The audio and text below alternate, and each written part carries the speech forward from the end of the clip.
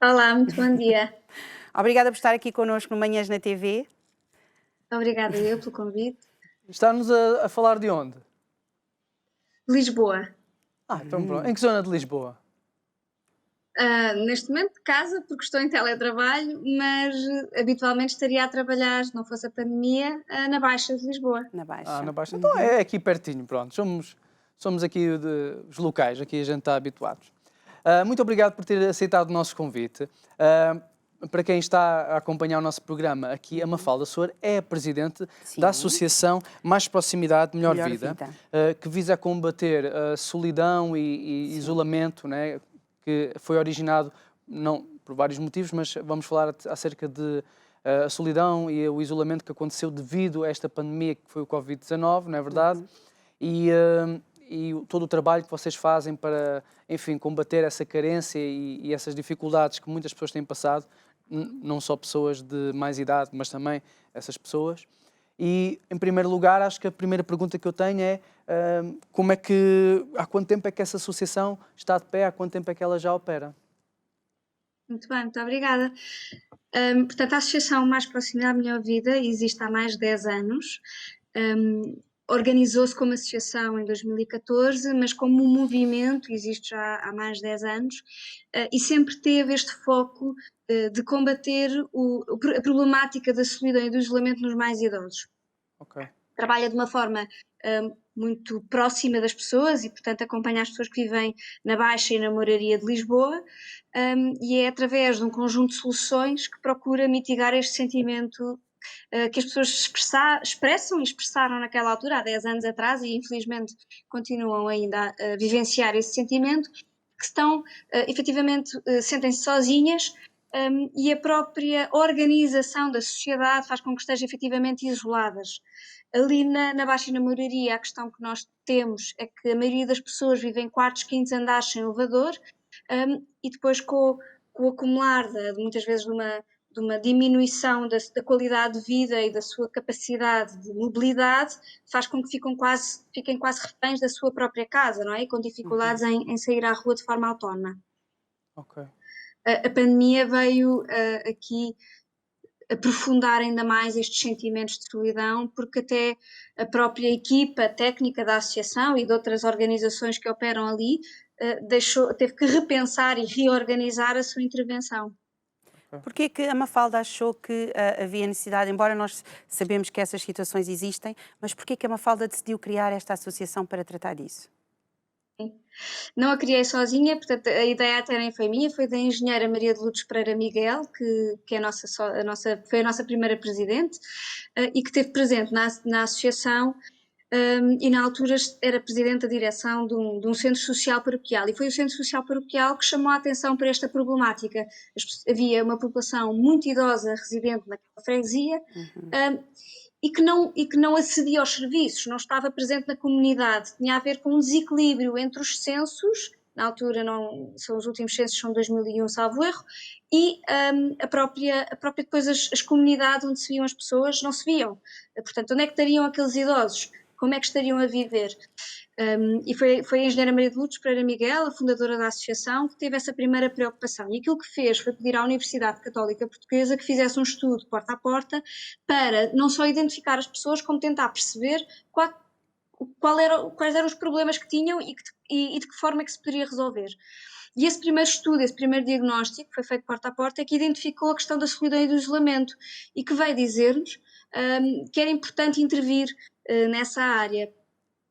Então, em 2009, quando eu terminei, eu sou assistente social de formação, quando eu terminei o meu curso, fui convidada a colaborar no projeto e começar então a delinear uma intervenção organizada, sistemática, que promovesse a reinclusão destas pessoas na comunidade onde elas viviam, mas no fundo, como eu dizia, era quase como se estivessem clausuradas na sua própria casa. Ok. Mafalda, então o trabalho social foi sempre algo que lhe suscitou interesse, não é verdade? Isso vem por algum motivo? É algo que desde pequeno gostava de fazer, ajudar as pessoas? Como é que surgiu esse interesse e agora está envolvida neste projeto? Sim. veio a dada altura no meu desenvolvimento pessoal, cruzei-me com assistentes sociais, cruzei-me com projetos de intervenção social ao nível do voluntariado, e comecei a querer ter uma... Na altura estava na minha definição como na área que queria estudar, e percebi que gostava, que aquilo que me realizava como pessoa seria uma profissão que me ajudasse a aproximar-me das pessoas e a ajudá-las a chegarem aonde elas poderão chegar, à sua melhor versão de si mesmas, não é?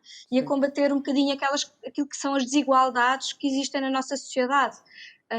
E foi mais ou menos nessa altura, não sei se desde pequenina, mas que alguns no meu desenvolvimento pessoal essa questão surgiu, então optei por tirar o curso de Serviço Social e dedicar, através da minha profissão, uma parte da minha vida a esta causa. Na zona de Lisboa, creio que isso deve acontecer também em outras zonas do país, mas a zona de Lisboa é uma zona que eu conheço mais. A zona de Lisboa tem muitos idosos que vivem literalmente sozinhos, né? E passam muito tempo, por vezes, sem mesmo contacto com os familiares, né? E antigamente, né, no tempo dos nossos pais, dos nossos avós, né, geralmente os vizinhos falavam-se todos. Não é? Portanto, mesmo que houvesse pessoas idosas no prédio ou no sítio onde nós vivíamos, ou na praceta, ou na rua, nós sempre tínhamos aquele cuidado e de os íamos visitar, de os íamos cumprimentar, não é? E nós falávamos todos, portanto, nós conhecíamos os vizinhos, todos conhecia-se tudo. E isso foi-se perdendo, não é? Isso foi-se perdendo e chegou a uma altura, não é? Chegou a uma altura em que as pessoas acabam por muitas vezes nem conhecer as pessoas que estão no prédio com elas, não é? E acabou por trazer também esse isolamento que acabou por agravar depois na parte mais idosa. Sim, o desenvolvimento da cidade promoveu isso mesmo, não é? E as alterações sociodemográficas que assistimos há uns anos atrás, portanto, a presença das mulheres no mercado de trabalho de uma forma muito mais expressiva do que antigamente, acelerou estes processos, portanto, foi-se perdendo um bocadinho esta ligação do bairro, como dizia bem. O que aconteceu muito na Baixa também, de uma forma mais recente, portanto, além de todos estes processos que estava a falar, o que aconteceu mais recente nos últimos, direi, 8 anos, com o crescimento do turismo, a Baixa, que já estava que estava antes num processo de desertificação, portanto havia muito poucas pessoas a viver, Sim. e ainda há muito poucas pessoas a viver na Baixa, mas há 8 anos havia pouca também vivência.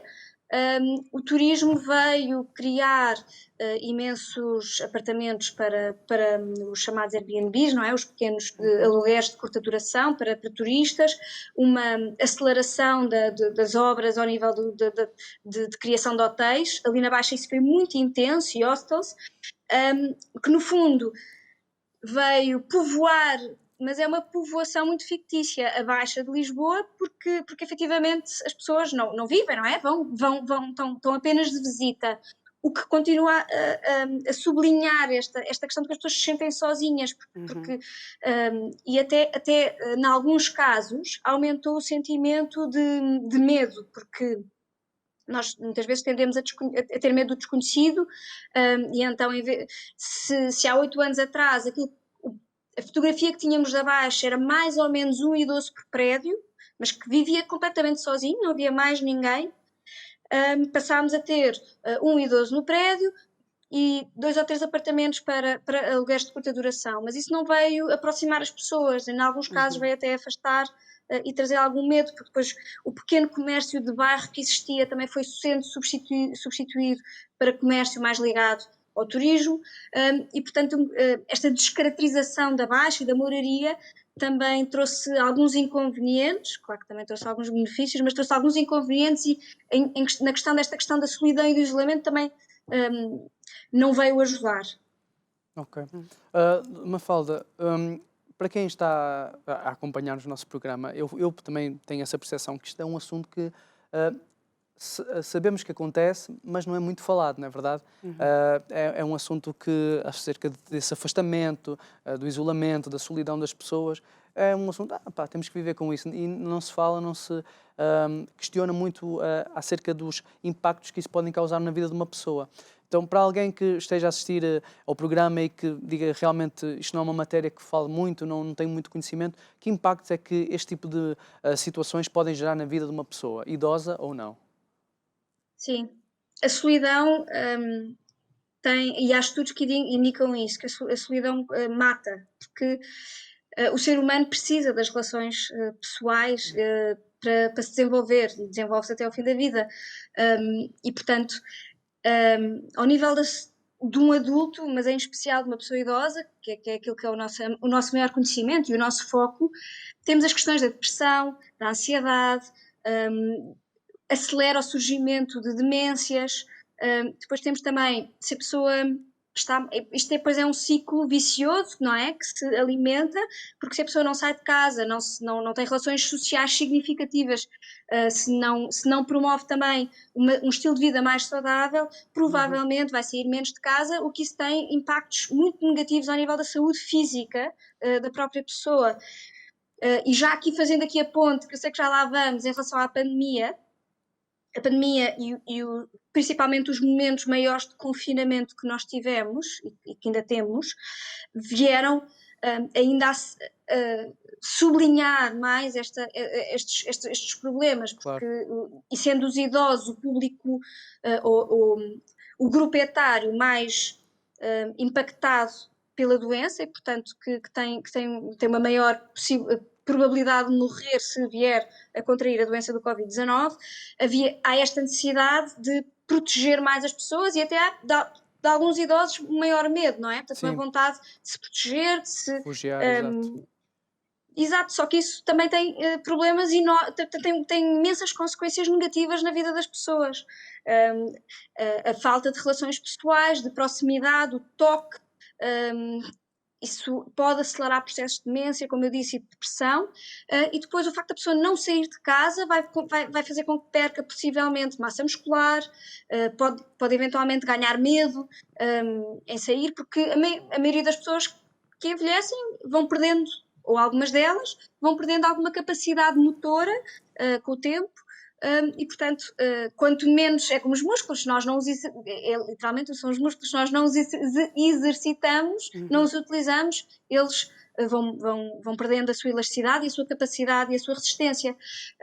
E portanto, isto acontece do ponto de vista físico, mas também acontece do ponto de vista emocional e afetivo.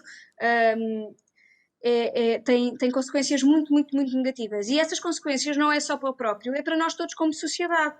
Porque se as pessoas efetivamente não estão bem, se a sua saúde mental e física não está devidamente protegida, ou pelo menos não está acompanhada da melhor forma, nós vamos ter profissionais de saúde mais subcarregados, porque vamos ter doenças do ponto de vista cardiovascular, do ponto de vista das demências, por aí fora, do ponto de vista neurológico, e vamos subcarregar os nossos hospitais, e nós estamos a ver exatamente o que é que acontece ao nosso Sistema Nacional de Saúde quando os hospitais estão subcarregados. Sim.